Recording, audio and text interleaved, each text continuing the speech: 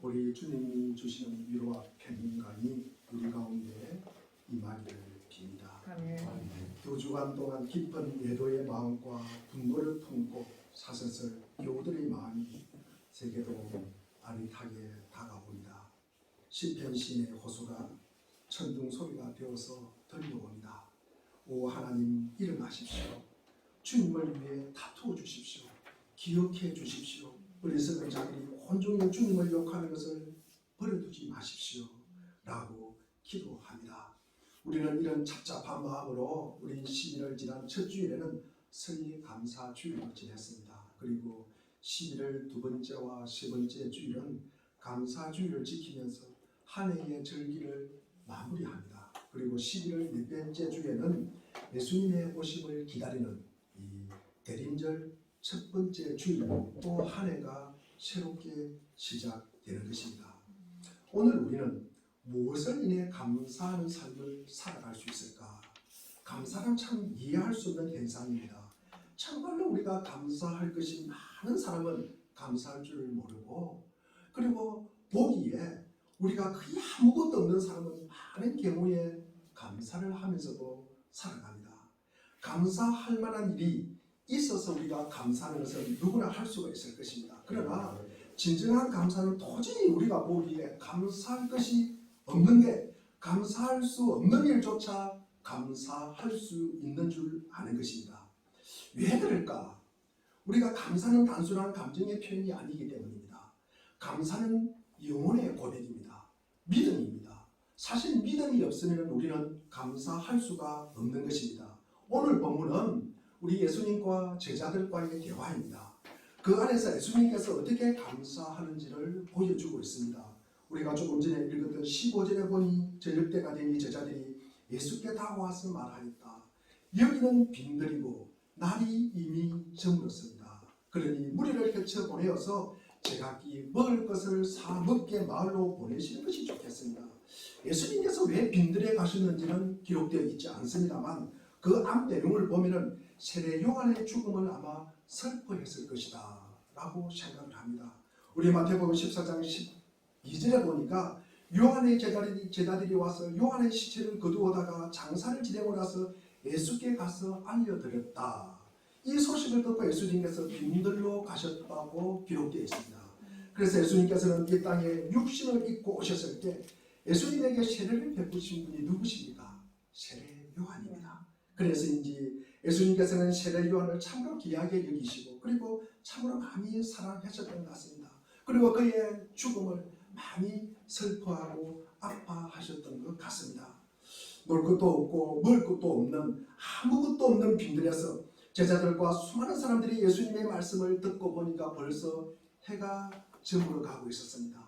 빈들이지만 아무것도 없지만 예수님과 함께 있어서 너무 행복해요. 그리고 예수님으로 말미암아서 너무나 즐거웠습니다. 그리고 예수님과 함께 있으니까 무서움과 두려움도 없어요. 그리고 근심 걱정도 사라졌습니다. 그런데 이제는 배가 고파요. 배가 고파요. 이게 우리의 실존입니다. 이게 우리의 실존입니다. 아무도 피해갈 수 없는 문제입니다. 금강산도 식후경이라고 하였습니다. 아무리 구경이 좋고 아무리 좋은 사람과 함께 있고 아무리 좋은 설교를 듣고 강의를 듣고 그래도 먹어야 합니다. 먹지 않으면 죽습니다. 우리가 육신을 입고 있기 때문입니다. 이 상황을 어떻게 해결하면 좋을까? 제자들이 아마 모여서 대책회의를 하였을 것입니다. 그리고 결론은 오늘은 여기까지였습니다. 각자 집으로 가든지 아니면 각자 마을로 들어가서 기일을 해결하고 오라는 것입니다. 이게 가장 아마 현실적인 대안이었을 것입니다. 각자 해결하는 것입니다. 각자 먹을 것을 책임지는 것입니다. 그래서 제자들은 이 방법을 예수님께 제시를 합니다. 아마 제자들은 생각했을 것입니다. 예수님도 이 제안을 흔쾌히 받아들이고 아마 잘했다고 칭찬하실 것이다. 그런데 예수님은 제자들에게 전혀 예상 밖의 말씀을 하십니다. 우리 16절에 보니까 예수께서 그들에게 말씀하셨다. 그들이 물러갈 필요 없다. 너희가 그들에게 먹을 것을 주어라. 제자들에게 이 무리들을 먹을 것을 주라고 말씀하십니다. 사람들을 갖다가 마을에 내려갈 것 할 것 없다. 제자들이 책임을 지라는 것입니다. 제자들이 먹을 것을 갖다가 직접 만들어서 주라는 것입니다. 이건 말이 안 되잖아요. 제자들도 아마 이 당시 공동 샤워를 하고 있었습니다. 자신들이 먹을거리를 평소 어느 정도 비축하고 있었지만 그것으로 거기에 모인 사람들을 다 먹인다는 것은 가능합니까? 불가능합니까? 불가능한 거예요. 사실 그래서 17절에 보니까 제자들이 예수께 말합니다. 우리가 있는 것이라고는 빵 몇 개? 5개. 물고기 2마리. 사실 한 사람 먹을 식사 양밖에 안 되는 것입니다. 그런데 이것밖에 없는데 제자들은 하나같이 하는 것이 이 이야기입니다. 우리가 먹을 것이라고는 요거밖에 없어요. 요거밖에 없어요. 요거 부족한 건 요거밖에 없어요. 돈도 부족하고요. 요거밖에 없어요. 계속 요거밖에 없다는 이야기를 갖다가 하십니다. 그런데 예수님의 반응은 전혀 다릅니다. 제자들은 없다는 사실만을 갖다가 힘주어서 강조하고 이야기하고 있지만 예수님은 뭐라고 이야기하고 있습니까? 우리 18절에 보니까 이때 예수님께서 말씀하셨다. 그것들을 이리로 가져오너라. 이리로 가져오너라. 예수님은 그것을 가져오라고 하셨습니다. 즉 그것은 그들이 지금 가지고 있는 것을 가지고 오라고 합니다. 예수님께서 지금 없는 것을 갖다가 만들어 오라고 말씀하지 않았습니다. 예수님이 생각하는 어느 정도의 양, 크기, 부피, 그런 가격, 그런 무게, 그거 만들어 오라고 이야기하지 않습니다. 지금 있는 것, 우리에게도 있는 모습 이대로 우리에게 나오라고 하시는 말씀입니다. 사실 기적은 제자들이 베푸는 것입니까? 예수님이 베푸는 것입니까? 예수님이 베푸는 것이에요. 우리가 기적을 제자들의 능력으로 한다, 이게 가능하다 이라면 이단입니다. 제자들은 단지 오병이요, 즉 그들이 가지고 있는 것만 가지고 오면 되는 것입니다. 그런데요, 우리가 있는 것을 가지고 나가는 것이 뭐다? 믿음이에요. 믿음이 없으면요, 우리가 있는 것 가지고 우리가 나갈 수가 없다는 것입니다. 있는 것을 예수님 앞에 가지고 가는 것이 믿음이에요. 예수님께서는 나의 죄를 대신해서 십자가에 피 흘려 돌아가시고 또 3일 만에 부활하시고 40일 만에 하늘나라로 승천하시고 지금도 하나님 보좌 우편에서 우리를 위하여 기도하시는 분임을 믿습니다. 언젠가는 이 땅에 다시 심판해 주러 오실 것을 믿습니다. 그분께서 우리의 삶과 죽음을 해결해 주실 것이라는 것도 믿습니다. 우리를 생명의 길, 구원의 길로 인도하실 것을 믿는 믿음입니다. 예수님께서 이것을 갖다가 해결해 주지 않는다면 우리는 한 걸음도 예수님 앞으로 나갈 수가 없습니다. 오늘 이 자리에서도 아파서도 오고요, 멀리서도 오고요, 피곤해서도 오고요. 어제는 비가 엄청 왔습니다. 7시 반에서 한 8시 반, 9시까지 엄청 쏟아부었어요. 그때 제가 빵을 사러 갔습니다. 평소에는 걸어가는데 차를 가지고 갔습니다. 차를 가지고 갔는데도 불구하고 저 신발과 안에 속옷까지 완전히 우산을 썼는데도 다 젖었습니다. 제가 비 맞은 시향지라는 책을 제가 갔다 와서 저 거울을 봤습니다. 이 모습을 갖다가 비 맞은 시향지라고 하는 것이구나. 오늘 빵 맛있게 드시기를 바랍니다. 맛있게 드시기를 바랍니다. 제가 어제 그렇게 사온 빵입니다. 어쨌든 간에 우리가 그래서 우리가 이 자리에 온 것입니다. 이 자리에 온 것이에요. 우리가 전능하신 하나님을 믿지 않으면 그분이 나의 문제를 해결하지 않고 나의 죽음과 나의 삶을 갖다가 책임지지 않는다면 우리가 왜 이 자리에 있겠습니까? 그분을 믿기 때문에 우리가 이 자리에 앉아 있는 것입니다. 어린아이가 드린 보리떡 5개와 물고기 2마리, 그것은 장정 5천만이 있는 이 군중에 비하면 아무나 보잘것없습니다. 그러나 하나님의 손길이 닿으면 어떻게 될까? 하나님의 손길이 닿으면 어떻게 될까? 우리의 아픔도 마찬가지입니다. 우리의 좌절도 마찬가지입니다. 우리의 약함도 마찬가지예요. 우리의 연약함도 마찬가지예요. 우리의 실패도 마찬가지입니다. 우리가 어찌할 수 없는 죽음의 문제까지도 하나님의 은혜를 만나면 그것이 기적이 되는 거예요. 그것이 서토리가 되는 것입니다. 할거리가 되는 거예요. 그것이 디딤돌이 되는 것입니다. 그래서 우리를 앞으로 한 걸음 한 걸음 솟아나게 할 수 있는 거예요. 우리를 그리고 날아오르게 할 수 있다는 것입니다. 제가 주중에 이런 카톡에 글을 보냈습니다. 어느 날 장미꽃이 천지 만물을 창조하신 하나님께 원망을 하였다. 신이시 어찌하여 나에게 가시를 주셔서 저를 이렇게 힘들게 하십니까? 그렇게 아니냐, 하나님께서 나는 너에게 가시를 준 적이 없다. 오히려 가시나무였던 너에게 장미를 주었다. 제가 두고두고 이 말씀이 너무 제 가슴에 와닿았습니다. 우리는 원래 가시였습니까? 장미였습니까? 가시였다는 거죠. 우리는 원래 가시였습니다. 하나님이 장미를 주셨어요. 그런데 우리는 뭡니까? 가시 있다고 불평하고 원망하며 살아가는 것이 우리 인간의 모습입니다. 눈에 보이는 현상만 보지 말고 만물을 만드신 하나님의 손을 봐야 하는 것입니다. 이게 바로 우리가 어둠에서 빛으로, 그리고 사탄의 근시에서 하나님께로 돌아서는 것입니다. 만물 속에서 일하시는 하나님의 마음을 우리는 알아야 합니다. 그러면 모든 것이 감사요, 감사가 넘쳐나지 않을 수가 없습니다. 우리에게도 예수님의 이 감사의 영성을 회복하려면 어떻게 될까? 첫째, 우선 있는 것으로 감사하십시오. 우리 19절 함께 한번 읽어보겠습니다.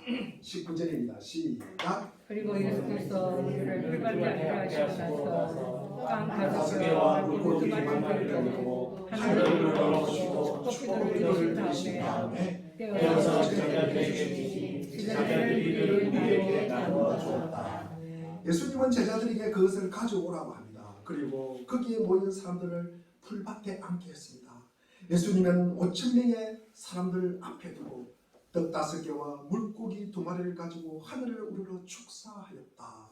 옛날에는 개역 개정판에는 축사입니다.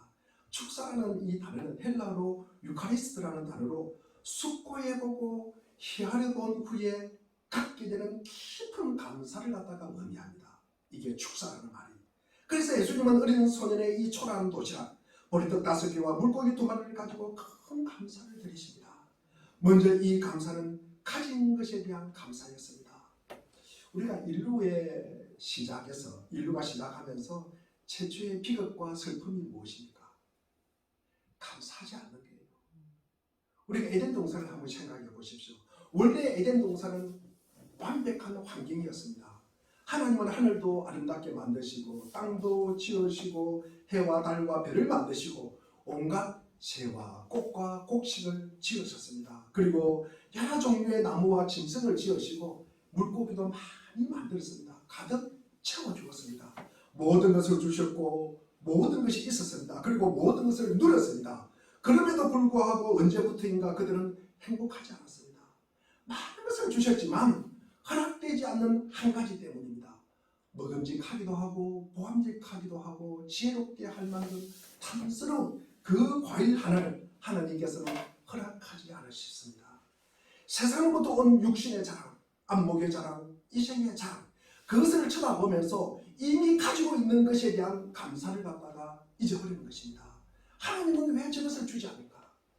하나님은 왜 저것을 주지 않을까?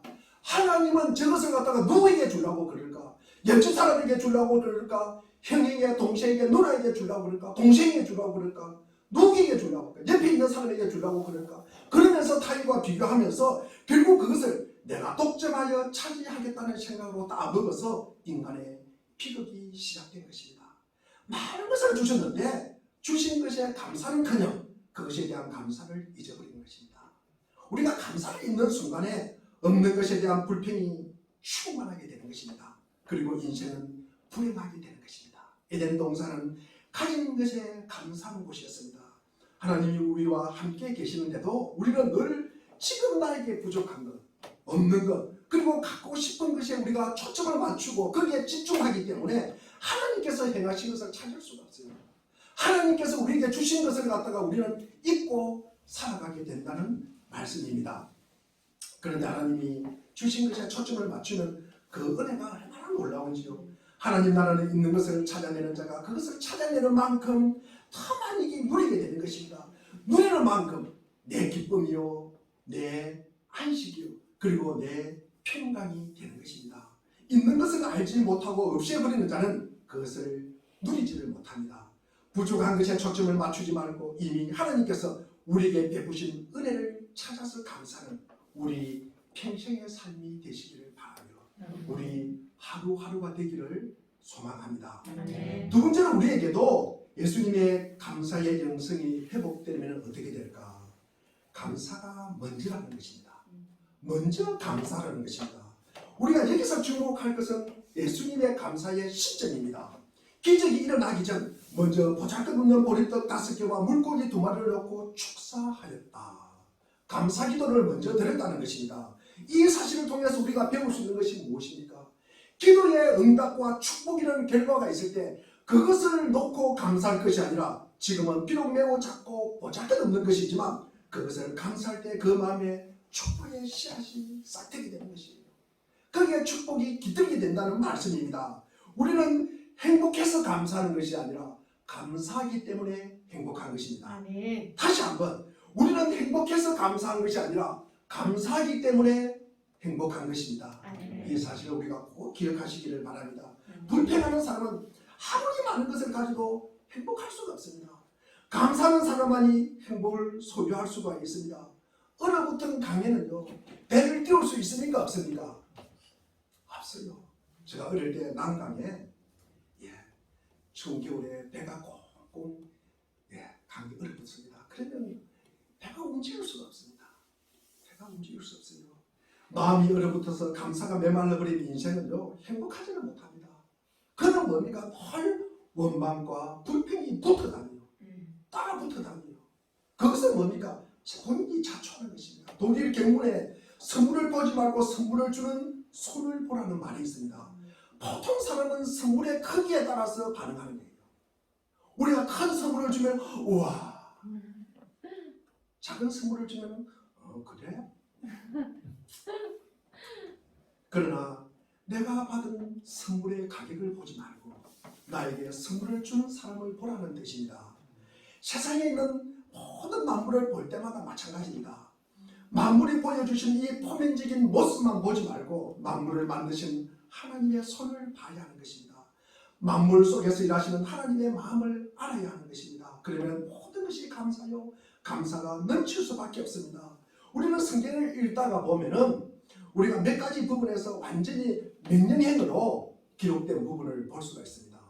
뭐가 있을까? 기뻐하라. 또 기도하라. 그죠? 사랑하라. 그리고 오늘 우리 감사하라. 성경에는요, 감사하면 너무나 좋겠습니다. 그런 말이 있어요, 없어요? 없어요. 그냥 감사랍니다. 감사. 조건도 없고 아무것도 없습니다. 그냥 감사랍니다. 감사. 무조건 감사입니다. 무조건 감사입니다. 왜 우리가 감사를 명령할까? 더 큰 은혜를 받고 우리가 더 큰 사랑을 누리기 위해서입니다. 그래서 계속 제가 하는 이야기지만도 감사는 결과가 아니라 감사는 원인이라는 사실입니다. 우리가 행복해지려면 우리가 감사하시기를 바랍니다. 한 소녀가 산길을 가다가 나비 한 마리가 거미줄에 걸려서 이렇게 버둥대는 모습을 보게 됩니다. 그래서 이 소녀가 가시덤불을 제치고 이 거미줄로 다가갑니다. 그래서 거미줄에 걸려있는 나비를 구해줍니다. 그러니까 이 나비가 춤을 추듯이 홀 날아서 갑니다. 그런데 이 소녀의 팔에 보니까 다리는 가시에 찔려서 붉은 피가 흘러내리고 있었습니다. 그때 멀리 날아간 줄로만 알았던 나비가 순식간에 천사로 바뀌어 소녀에게 다가왔습니다. 천사는 자기를 구해준 은혜에 감사하면서 무슨 소원이든지 한 가지만 들어주겠다. 우리 심성 좋은 우리 물대동 상교회 교우님들, 우리에게도 이런 말을 들을 수 있잖아요. 그죠? 이런 질문을 받으면 어떻게 하겠습니까? 미리 준비를 하시기를 바랍니다. 미리 준비를 하시기를 바랍니다. 어느 한순간에 우리가 꿈에서도 주님이 만났다가 나타날 수도 있고, 우리가 길을 가다가도 누구를 만나서 이런 질문을 받을 수가 있잖아요. 그러니까 어리둥절하고 대답 못하고 지나가면 얼마나 아깝겠습니까? 그러니까 꼭 준비를 하시길 바랍니다. 그래서 이 소녀는 이 세상에서 행복한 사람이 되어주세요. 나를 행복한 사람이 되어주세요 라고 나비에게 말을 합니다. 천사는 소녀의 귀에 무슨 말인가를 속삭이고는 사라져버렸습니다. 소녀는 자라서 어른이 되고 그리고 결혼도 하고 엄마가 되고 할머니가 되도록 늘 행복하게 살았습니다. 그녀 곁에는 늘 좋은 사람들만 있었어요. 그리고 많은 사람들이 그들의 행복한 모습을 보고 부러워하였습니다. 세월이 흘러서 이 예쁜 소녀도 백발의 노인이 되고 임종을 눈앞에 두게 되었습니다. 사람들은요, 이 할머니가 돌아가시는데 관심이 있는 것이 아니라 이 할머니가 어떻게 행복하게 살았을까, 그게 관심이 있었던 거예요. 그래서 행복하게 산 비결이 무엇입니까? 라고 물었다는 것입니다. 그때 할머니가 빙그레 웃으면서 내가 소년이었을 때 나비 천사를 구해준 적이 있는데 그 천사가 나를 평생 행복하게 해줬단 말이지. 그때 천사가 나에게 이렇게 속삭였어. 구해줘서 고마워요. 구해줘서 고마워요. 소원을 드려드릴게요. 무슨 일을 당하든지 감사하다고 말하세요. 무슨 일을 당하든지 감사하다고 말하세요. 그러면 당신은 평생 행복하게 될 것입니다. 그때부터 무슨 일이든지 감사하다고 말했다는 것입니다. 그러니까 정말로 행복했다는 것입니다. 사실은 누구든지 만족할 줄 알고 매사에 감사하면 행복해지는 법입니다.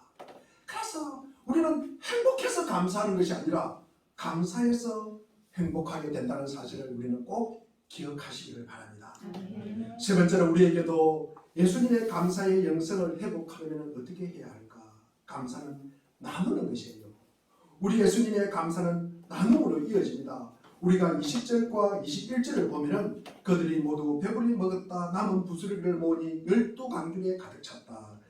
나무 먹은 사람은 여자들과 어린아이 외에 어른 남자만도 5,000명쯤 되었다. 어린아이가 어떤 동기에서 자기 도시락을 들었는지를 정확하게 알 수가 없습니다. 그 아이가 자신의 허기진 배를 참고 도시락을 죽게 들이지 않았을까? 이 소년이 난 안 먹어도 돼. 난 배불러. 난 먹을 것이 많아. 나는 또 있어. 그러면서 아마 들이쓰는 것은 아닐 거라고 생각합니다.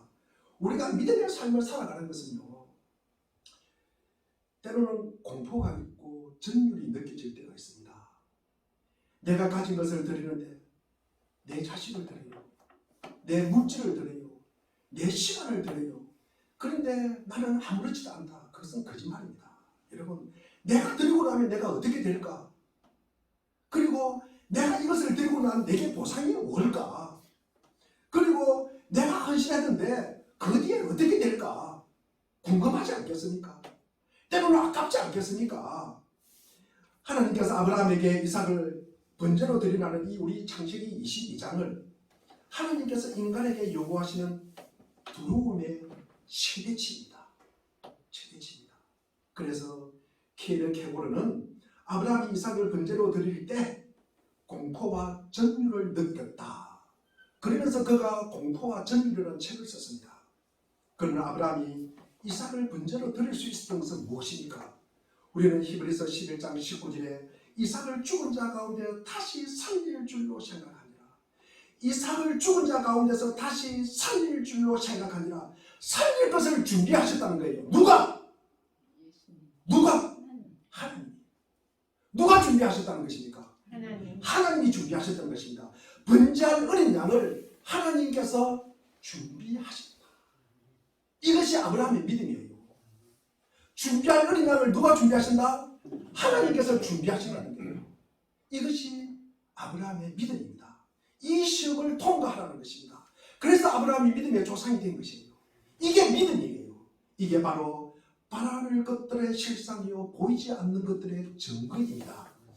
그리고 그 결과로 5,000명이나 넘는 장녀들이 다 배불리 먹고 12강줄이나 남았습니다.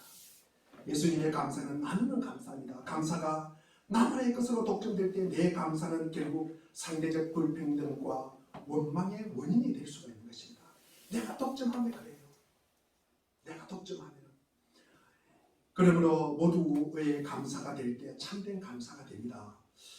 하나님의 은혜와 감사는 나눔으로 모든 사람의 것이 되어야 하는 것입니다. 하나님은 모든 사람이 구원을 받기를 원한대요. 그리고 진리에 이르기를 원한대요.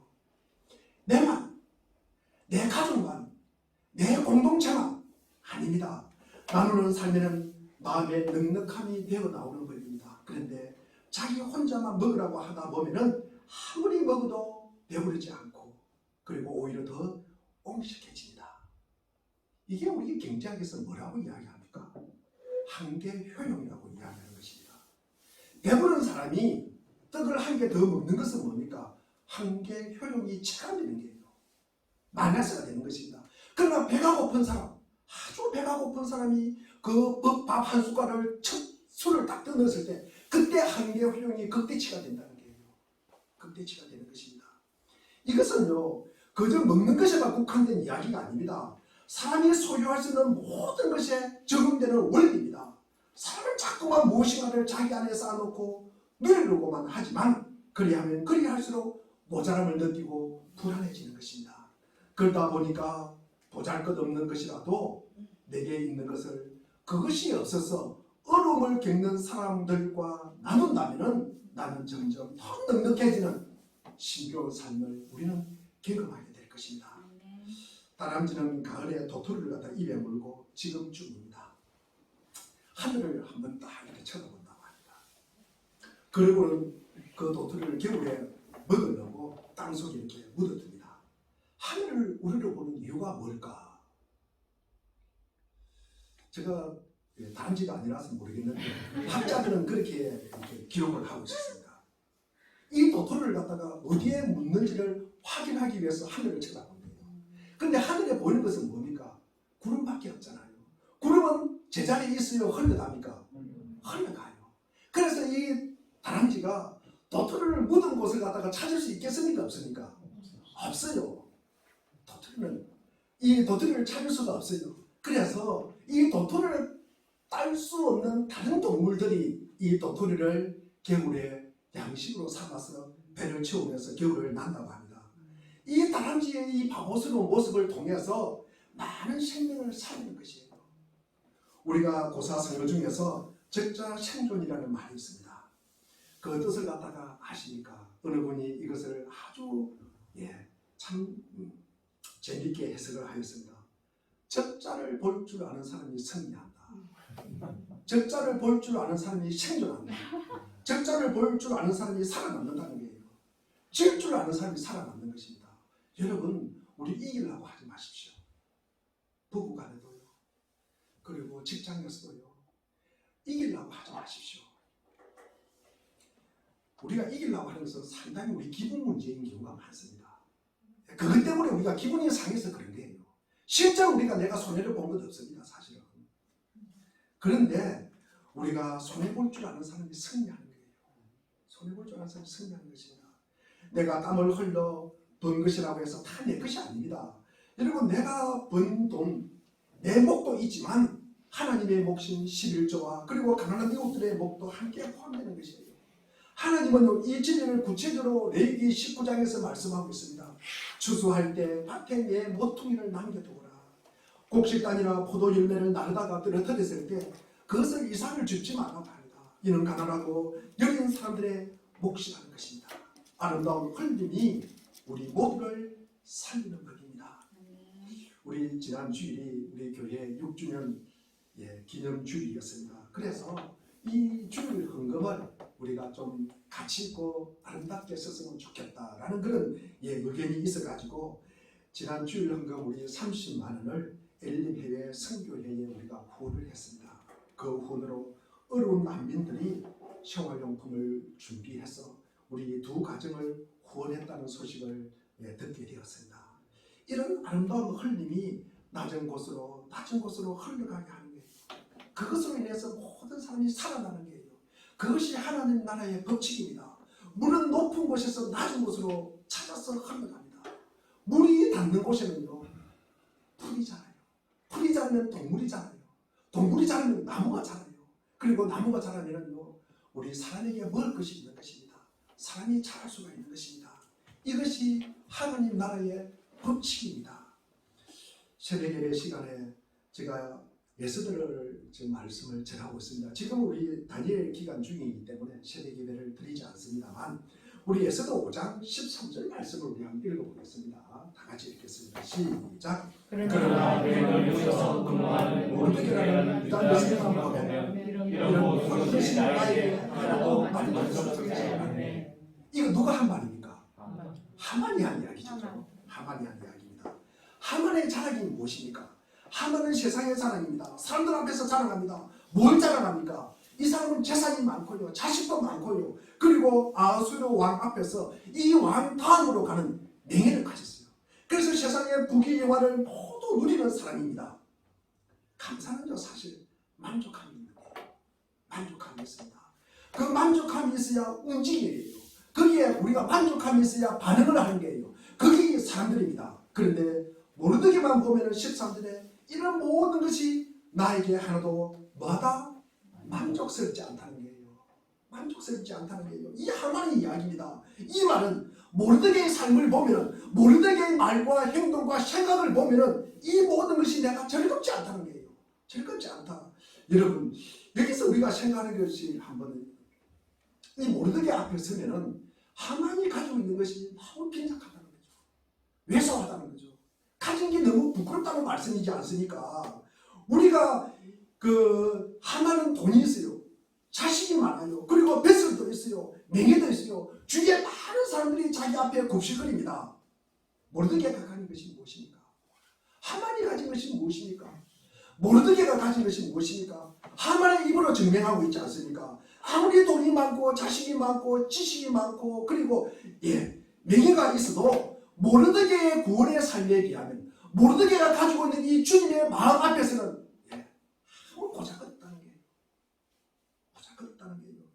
모르드게가 가는 그 생명의 길, 그 진리의 길에 비하면 자기가 가는 길은 뭡니까? 아무 보잘것없다는 거예요. 이것은요, 하나님을 믿지 않는 이 하만의 입에서 하나님의 위대하심을 입증하는 것입니다.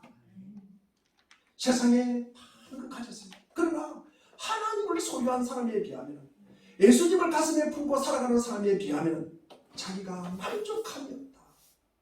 자기에게 아무것도 아니다. 아무것도 아니다. 이것이 하만만의 이야기일까? 하만만의 이야기이겠습니까?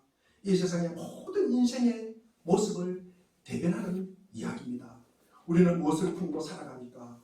우리는 무엇을 최고의 보화로 삼고 살아갑니까?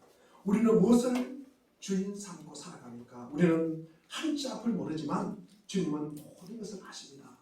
우리의 판단은 얄팍하지만 주님의 판단은 우리가 헤아리지 못할 정도로 깊고 용감합니다. 우리는 내 앞에 놓여진 현실만 바라보고 당장 내 앞에 닥친 문제만을 해결하고 버둥대지만, 그리고 이게 유익이라는 쪽으로 우리는 예민하게 반응하면서 달려갑니다.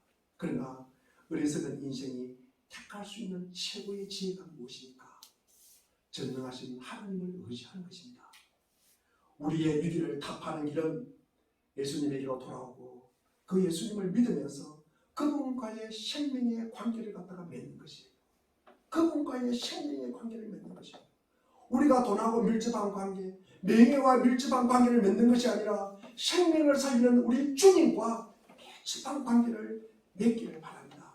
그 은혜 살 때 우리 가슴 속에 깊은 곳에서 아무도 빼앗아 갈 수 없는 이 감사가 마음이 솟아나는 거예요. 우리 주님의 마음을 품고 감사하며 사는 사람이 제일 지혜로운 사람이에요. 우리 주님의 뜻을 품고 감사하면서 사는 인생이 제일 남는 장사입니다. 우리 주님께서 가신 그 길을 우리가 감사하면서 따라 살아가는 길이, 그 길이 가장 행복한 삶입니다.